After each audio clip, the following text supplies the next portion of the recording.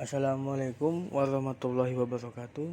Perkenalkan, nama saya Alfian Ridwan. Saya mahasiswa dari S1 MTLB 2021. Kali ini saya akan mempresentasikan tugas saya, yaitu cara memasuki pasar global. Yang pertama, pengertian pasar global.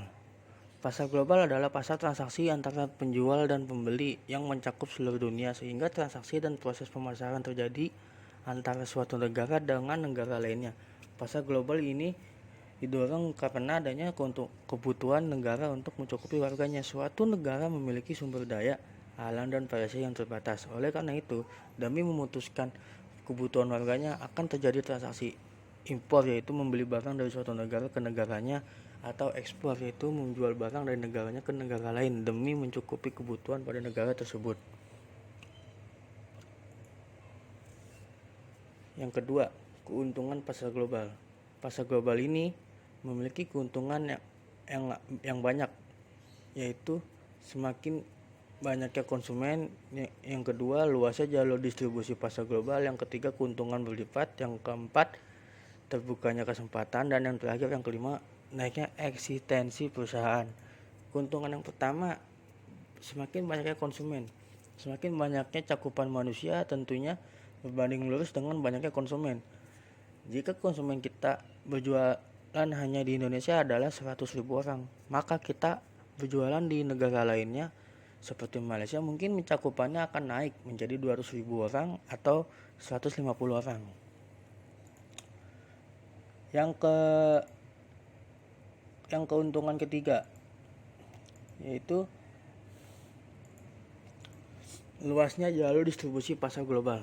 Distribusi produkmu tentunya akan semakin luas. Yang awalnya Anda hanya dapat melakukan kegiatan pemasaran antara Pulau Jawa dan Sumatera, sekarang Anda bisa menjual juga ke negara tetangga seperti Singapura dan Malaysia.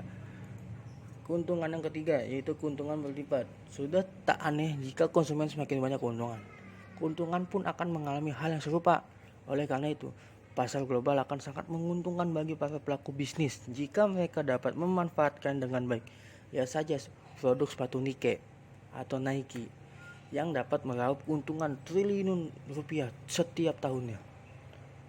Dan keuntungan yang keempat, terbukanya kesempatan. Dengan pemasaran yang lebih luas dan permintaan yang konsumen yang semakin beragam, akan membuka banyak kesempatan produk atau jasa untuk berkembang. Selain itu, kemajuan teknologi dan informasi pun membuat semuanya menjadi hal yang sangat mungkin.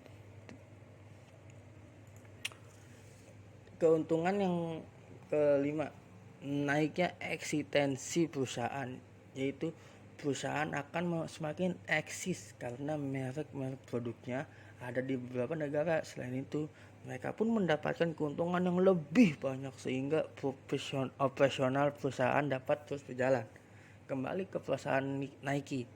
Siapa yang gak kenal dengan perusahaan Nike? Ya, perusahaan Nike adalah merek sepatu yang sudah sangat eksis dan dikenal oleh masyarakat seluruh dunia. Selain ada keuntungan dari pasar global pun memiliki risiko yang sangat besar. Walaupun pasar global ini terlihat menggiurkan, namun dalam prakteknya memiliki banyak risiko yang jika kita tidak dapat menanggulanginya akan menyebabkan kerugian yang amat besar bagi kita. Ada beberapa risiko dalam pasar global yang perlu kamu ketahui, yaitu 1. Perbedaan regulasi, 2. Pajak, 3. Bahasa, 4. Biaya, dan terakhir proses yang lebih lama. Risiko yang pertama, perbedaan regulasi. Jika negara A dan negara B tentunya akan memiliki kebijakan atau regulasi yang berbeda. Misalnya, negara muslim tidak dapat menerima produk makanan tanpa label bersertifikat halal. Negara muslim, sehingga produk dari negara B yang ingin masuk ke negara mayoritas muslim perlu melakukan proses sertifikasi sesuai dengan kebijakan negara muslim tersebut. Bayangkan, jika kita ingin mengekspor produk cemilan atau apapun yang mengandung babi, saat kita memproduksi dan mengirimi produk tersebut ke negara muslim, kita baru saja mengetahui bahwa produk kita tidak dapat diterima. Oleh karena itu, karena kita sudah memproduksi dan mengirim produk tersebut, akan cukup merugi jika kita tarik kembali produk dari negara muslim. Akhirnya mau tidak mau harus memusnahkan produk kita sendiri di pelabuhan daripada kita harus menariknya kembali. Tentunya pemusnahan ini terjadi ketika biaya tarik itu lebih mahal daripada biaya produksi produk. Kerugian yang kedua yaitu resiko yang kedua yaitu hal pajak. Hal ini seringkali menjadi resiko karena dapat menaikkan harga jual dari produk kita, karena pajak masuk produk ke suatu negara lumayan mahal. Oleh karena itu, kita harus menghitung harga jual perkiraan naik setelah kena pajak. Kemudian kita perlu juga membandingkannya dengan kompetitor dan menentukan apakah produk kita mampu bersaing dengan produk para kompetitor yang ada. Risiko yang ketiga yaitu bahasa. Hal yang paling penting dalam pemasaran adalah bagaimana kita berkomunikasi kepada calon pelanggan. Tentunya komunikasi yang baik terjadi ketika pelanggan memahami nilai dari produk atau jasa yang kita tawarkan. Oleh karena itu, kita perlu mempunyai tim yang dapat berkomunikasi produk ketika kita kepada negara yang kita tuju untuk ekspor.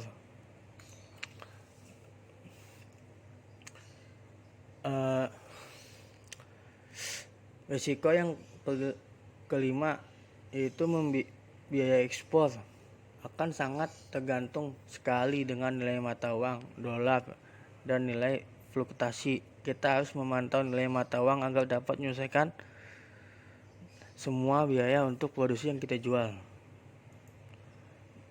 Yang terakhir, proses yang lebih lama. Saat kita melakukan proses penjualan dari negara A ke negara B, tentunya akan memakan waktu yang lebih lama daripada transaksi pemasaran secara lokal. Lama waktu proses biasanya terjadi karena adanya pengecekan proses, handling produk, dan beberapa faktor lain seperti antrian. Sebagai pelaku bisnis, kita perlu menghitung waktu proses ini untuk mengetahui apakah produk kita akan dalam keadaan terbaiknya ketika ada di toko penjualan. Jangan sampai produk kita itu rusak sebelum terjual. Ya, darinya ada keuntungan dan risiko, kita juga harus memiliki strategi yang dapat kita terapkan untuk menghadapi pasar global. Ada 5 strateginya, yaitu periksa alur kelas, mengetahui peluang pasar, membuat strategi yang jitu, merencanakan pemasaran secara agresif, dan menambah modal.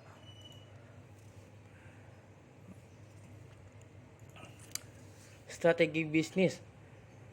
Sebelum kita memutuskan untuk memasuki pasar global, kita harus menyiapkan perencanaan yang matang agar tidak merugikan dan tetap menghasilkan keuntungan. Tentunya harapan kita yang utama adalah mendapatkan keuntungan yang sebesar-besarnya, meluaskan area distribusi dan menaikkan eksistensi perusahaan. Strategi yang pertama yaitu periksa alur kelas.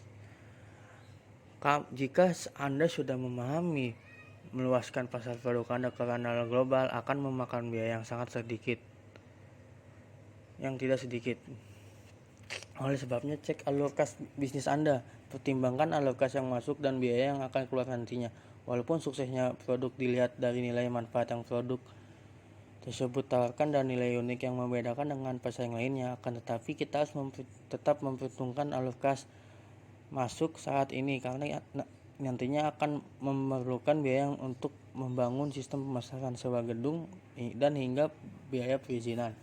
Bisa jadi jika setelah memperhitungkan semuanya dan menurut analisa bisnis produk akan realistis di pasar global, kita akan membutuhkan investor untuk menopang operasional kita. Strategi yang kedua, membuat strategi yang jitu.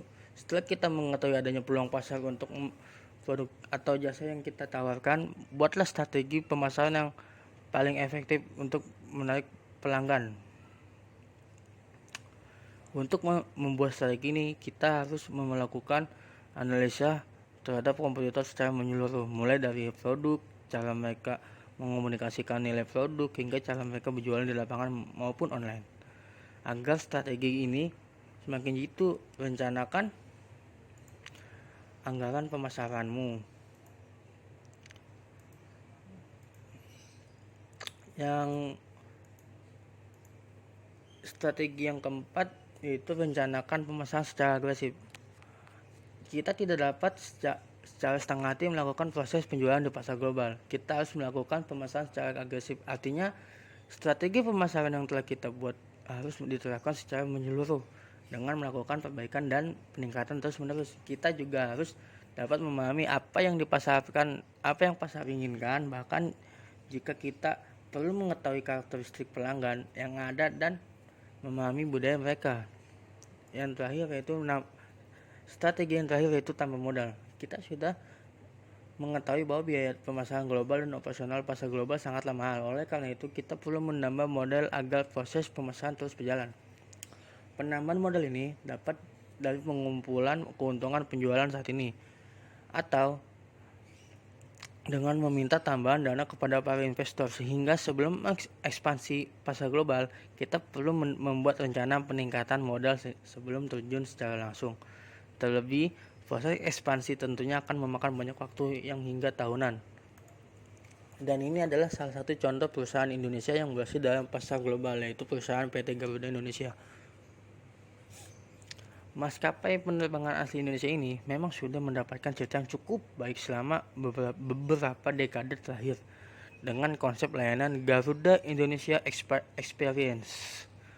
Maskapai ini berhasil bertahan di pasar global dengan menawarkan keunikan tersendiri dibandingkan dengan maskapai lainnya. Maskapai dengan jenis full service ini memanjakan penumpangnya dengan menyentuh 5 panca indera yang dimiliki manusia, seperti penglihatan, pendengaran, penciuman, pengecap, dan juga sentuhan.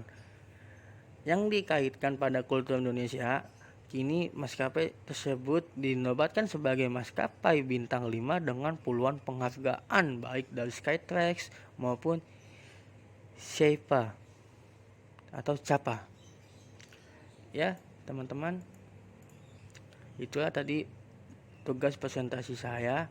Mohon maaf bila ada kata-kata yang keliru atau yang salah kata, mohon dimaafkan. Sekian, terima kasih dari saya Alfian Ridwan. Wassalamualaikum warahmatullahi wabarakatuh.